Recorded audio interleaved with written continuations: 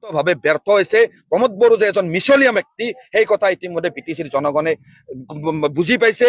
হাগ্ৰামা মহিলাৰ ডাঙৰীয়াই যি পথ অনুসৰণ কৰি বিটিচি অঞ্চলৰ জনগণক আজি ইমান বছৰে ঠগিছিল, একেই পথেৰে প্ৰমোদ বড়ো ডাঙৰীয়া কিন্তু অগ্ৰসৰ হৈছে।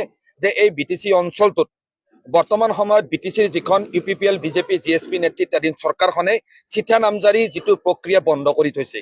আৰু ইতিমধ্যে আমি ABMC অভিযোগ উত্থাপন কৰি থৈ আহিছো যে বিটিচিত প্ৰমোদ বড়ো চৰকাৰ অহাৰ পিছৰে পৰা বিটিচি অঞ্চলত অজনজাতি মানুহৰ মাটিৰ কিনা বেচাৰ অনুমতি ইতিমধ্যে বহুতো পৰিয়ালৰ অনুমতি কিন্তু বন্ধ কৰি থৈছে। আৰু চিঠা নামজাৰি প্ৰক্ৰিয়াটো বন্ধ কৰি দিয়াৰ লগে লগে এই বিটিচি অঞ্চলৰ যিখিনি খাতি খোৱা মানুহ, এই খাতি খোৱা মানুহখিনি আগতে যেনেকৈ ইয়াৰ স্থানীয় চক্ৰ বিষয়াৰ কাৰ্যালয়ত মাটিৰ কিনা বেচা কৰিব পাৰিছিল, চিঠা নামজাৰি কৰিব পাৰিছিল, সেই কামখিনি লৈ এতিয়া তেওঁলোকে বিটিচিলৈ যাব লগা হয়, কোকৰাঝাৰলৈকে যাব লগা হয়। আৰু কোকৰাঝাৰত আজিৰ তাৰিখত তেনেকুৱা বহুতো ফাইল পেণ্ডিং অৱস্থাত বৰ্তমান বিটিচি চৰকাৰখনে পেলাই ৰাখিছে। আৰু আজিৰ তাৰিখত আমি স্পষ্টভাৱে ক'বলৈ বাধ্য হৈছো যে বৰ্তমান সময়ত অকল সংখ্যালঘুসকলেই নহয়, এই বিটিচি অঞ্চলৰ সৰ্বস্তৰৰ অজনজাতি নন ট্ৰাইবেল মানুহখিনিও কিন্তু নিজৰ ভূমিৰ অধিকাৰৰ পৰা বঞ্চিত হবলৈ গৈ আছে। ইয়াৰ বিৰুদ্ধে আমি ধাৰাবাহিক আন্দোলন কৰিছো, কাৰণ আজি ট্ৰাইবেল বেল্ট এণ্ড ব্লকৰ নামত বিটিচিত যে আজি প্ৰায় অৰ্ধসহস্ৰাধিক মানুহক উচ্ছেদৰ জাননী দিছে, তাত কলিতা জনগোষ্ঠীৰ মানুহ আছে, ৰাজবংশী জনগোষ্ঠীৰ মানুহ আছে।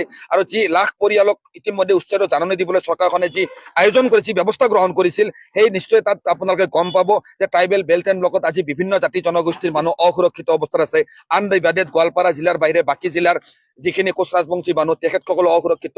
তো আজিৰ তাৰিখত এই বিটিচি অঞ্চলৰ জনগণে যি যুগ যুগ ধৰি যি ভূমিৰ সমস্যাক লৈ যুঁজি আহিছে, সেই সমস্যাক লৈ আজিৰ তাৰিখতো আমি যুঁজি থাকিব লগা হৈছে। প্ৰমোদ বড়ো ডাঙৰীয়া নেতৃত্বাধীন চৰকাৰখনে যেতিয়া বিটিচিত অধিষ্ঠিত হৈছিল, অধিষ্ঠিত হোৱাৰ পূৰ্বে এই বিটিচি অঞ্চলৰ জনগণৰ যিখিনি মানুহৰ ম্যাদী পট্টা নাই, যিখিনি মানুহৰ আজি ভূমিৰ অধিকাৰ নাই, সেই মানুহখিনিক 3 মাহৰ ভিতৰত ভূমিৰ পট্টা প্ৰদান কৰিম বুলি প্ৰতিশ্ৰুতি দিছিল।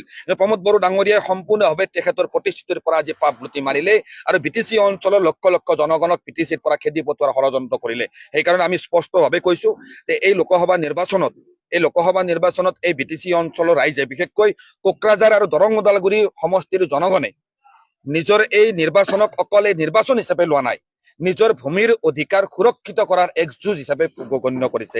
আজি শালবাৰী কালপানীত এই অঞ্চলৰ ৰাইজৰ সৈতে মত বিনিময় কৰি আমি সংবাদ মাধ্যমৰ জৰিয়তে স্পষ্টভাৱে দাবী জনাইছো যে বিটিচি চুক্তি অনুসৰি 2003 চনৰ 10 ফেব্ৰুৱাৰীৰ পৰা এই বিটিচিত বসবাস কৰি থকা প্ৰত্যেকটো পৰিয়ালক যিখিনি ঠাইত বসবাস কৰি আছে সেই ঠাইতে মেধি পট্টা প্ৰদান কৰা হওক।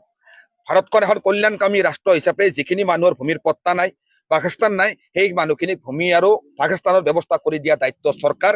আৰু এই দায়িত্ব পালন কৰাত প্ৰমোদ বড়ো ডাঙৰীয়া চূড়ান্তভাৱে ব্যৰ্থ হৈছে। প্ৰমোদ বড়ো যে এজন মিছলীয়া ব্যক্তি সেই কথা ইতিমধ্যে বিটিচিৰ জনগণে বুজি পাইছে। হাগ্ৰামা মহিলাৰ ডাঙৰীয়াই যি পথ অনুসৰণ কৰি বিটিচি অঞ্চলৰ জনগণক আজি ইমান বছৰে ঠগিছিল, একেই পথেৰে প্ৰমোদ বড়ো ডাঙৰীয়া কিন্তু অগ্ৰসৰ হৈছে।